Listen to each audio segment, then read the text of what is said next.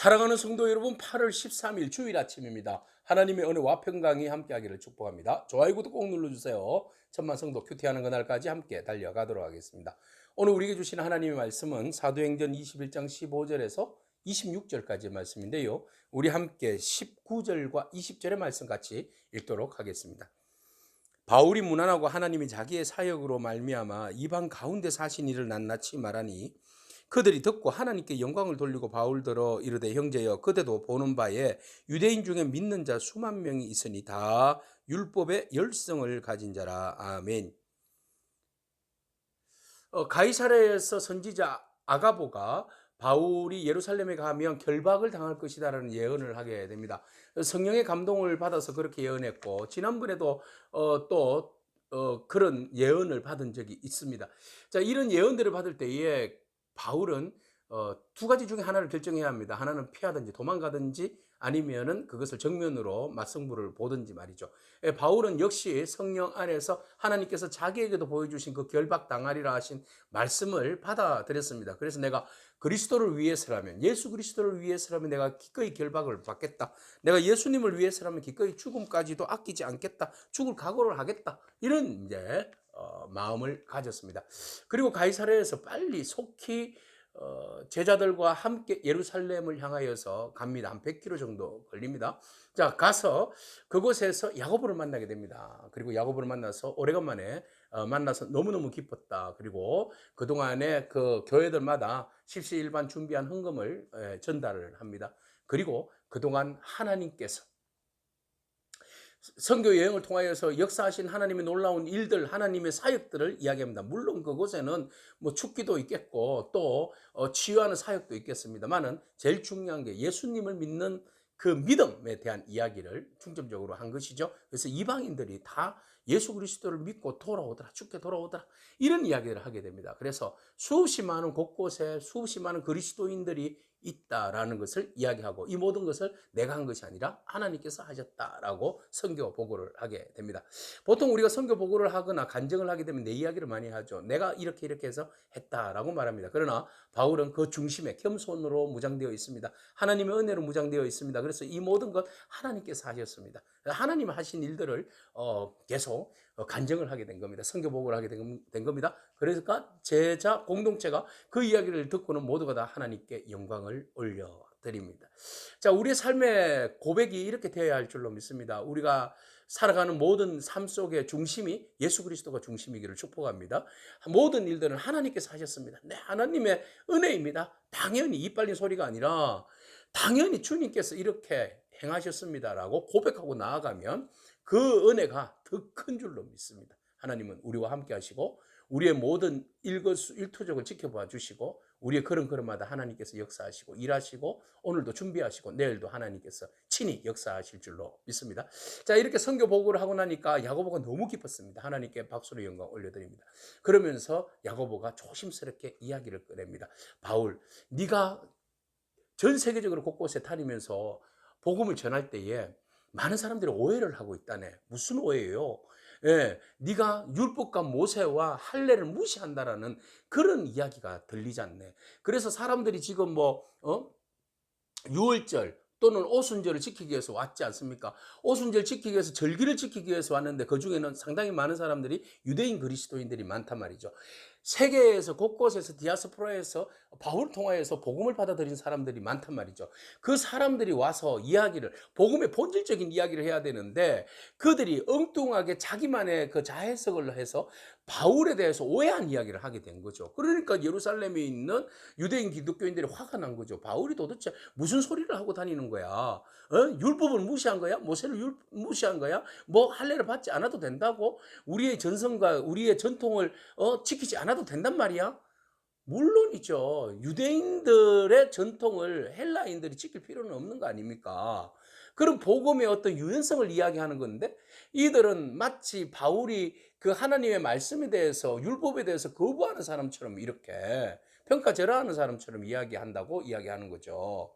예수님도 율법을 존중하지 않습니까? 내가 율법을 폐하러 온 것이 아니라 율법을 완성하러 왔다고 말씀하시잖아요. 율법의 어떤 정신과 율법의 어떤 그 바른 그 일들을 복음 안에서 어떤 그 해석들에 대한 차이인데 그것을 오해하니까 예루살렘 교회 안에서 지금 굉장히 불평이 많다. 바울 오기만 와봐라. 지금 왔다는 이야기가 들리는데 지금 그 일로 인해서 예루살렘 교회가 한바탕 또 신학적 논쟁이 들어붙고요. 그곳에서 뭐 좋지 않는 감정들이 오고 가면요.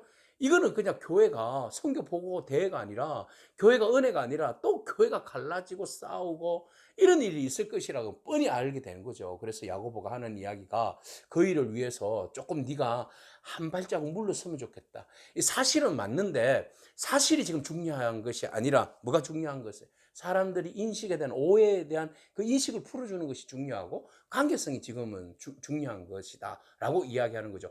바울 같은 성격에 안 됩니다 하고 딱 잘라서 이야기할 수 있어요. 그죠? 이것은 안 됩니다. 그 사람들이 오해했으면 그 사람들이 잘못이지 내가 뭐가 잘못입니까? 라고 막 분될 수도 있어요. 그러면요 은혜가 안 되잖아요. 좋은 것도 다 들이엎었잖아요. 그죠? 그러면 안 되잖아요. 그래서 바울이 말씀해 보십시오. 그러면 제가 어떻게 해야 될까요? 라고 물었어요. 그래서 야고보가 이야기합니다. 우리가 지금 그 정결의식을 가지는데 곧 서원한 사람들이 정결의식을 이제 서원을 풀고 30일 정도 돼요. 서원을 풀기 위해서 예루살렘 성전에 들어가서 우리의 전통의 절기에 따라서 머리를 딱 밀고 하나님 앞에 절기 예물을 드리는데 정결의식 예물을 드리는데 그 비용을 네가 대. 이런 이야기합니다. 아니 실컷 고생하고 돌아온 바울에게 돈 대라니요. 예? 좋습니다. 그렇죠. 예, 그래서요. 그래서 네가 하나님의 율법을 존중한다는 것을 사람들에게 보여줘라. 그래야 오해를 풀지. 사람들이 바울은 우리 율법을 무시한 것이 아니라 율법을 그대로 존중하는 사람이야. 우리가 오해했던 거지. 라고 풀면 그 다음은 얼마든지 네가 하나님께서 하신 일들, 사역들, 놀라운 역사들 얼마든지 다 전달할 수 있어. 전할 수 있어. 그러면 그 사람들이 오해가 풀어지고 관계성이 회복되어지고 예? 그 인식이 바뀌어버리니까 네 말을 다 들을 거야. 이런 이야기를 하죠. 좋습니다. 오케이. 기꺼이 네 수용하겠습니다. 역시 바울입니다. 저 같으면 잘 못해요. 근데 바울은 기꺼이 복음을 위해서 하나님의 영광을 위해서 공동체의 유익을 위해서 기꺼이 나의 자존심이나 내 생각, 내 의지 이런 것들을 내려놓겠다는 거죠. 물론 내려놓으면서 본질이 문제가 되면 안 되죠. 그러나 비본질적인 것들에 대하여서 기꺼이 에너지를 소모하지 않겠다는 거죠. 그런 것들이 뭐 중요하겠습니까? 그런 것들은 내가 얼마든지 자존심 내려놓고 할 수 있어요. 그러나 본질에 대해서는 뒷걸음칠 수 없는 거죠. 양보할 수 없는 거죠. 그래서 복음을 위해서 기꺼이 비본질적인 것들에 대해서 바울은 유연함에 그 대처하는 모습을 보여주고 있습니다. 그렇게 해서 이제 결국은 바울이 똑같이 이제 그들과 함께 성전에 가서 결례를 행하고 성전에 들어가서 사람들 앞에서 제사에 참여함으로 기간이 이제 소원의 기간이 만료된 것을 확인하고 이제 성전에서 나옵니다. 사랑하는 성도 여러분, 오늘 본문 말씀에서 우리 큐티를 하면서 두 가지 적용점이에요. 하나는 모든 것을 하나님께서 하셨습니다. 이 고백요. 또 하나는 다수의 행복을 위해서 기꺼이 그것이 복음의 본질적인 문제가 아니라면 비본질적인 것이라면 기꺼이 공동체의 화합을 위해서 하나됨을 위하여서 우리가 잠시 내려놓을 수 있는 잠깐 포기할 수 있는 그런 마음들이 저와 여러분 가운데 있기를 소망합니다. 기도하겠습니다. 주님 감사합니다. 비본질적인 것에 대해서 유연함으로 대처하는 그 지혜가 필요한데 바울은 그것을 잘 감당한 것 같습니다. 하나님, 우리가 감정적으로 어떻게 내 것을 포기할 수 있을까 생각할 수 있고 때로는 화가 나기도 합니다만은 그러나 공동체의 전체 유익을 위해서 기꺼이 양보하고 내려놓을 수 있는 그런 여유의 마음들, 결코 비굴하지 아니하고 오히려 여유롭고 풍성하고 성숙한 모습들을 보여주는 바울의 결단을 바라봅니다. 오늘 그 마음들이 우리 안에 넘치게 하옵소서. 예수님의 귀하신 이름으로 기도합니다. 아멘. 오늘도 믿음으로 승리하길 축복합니다. 아멘.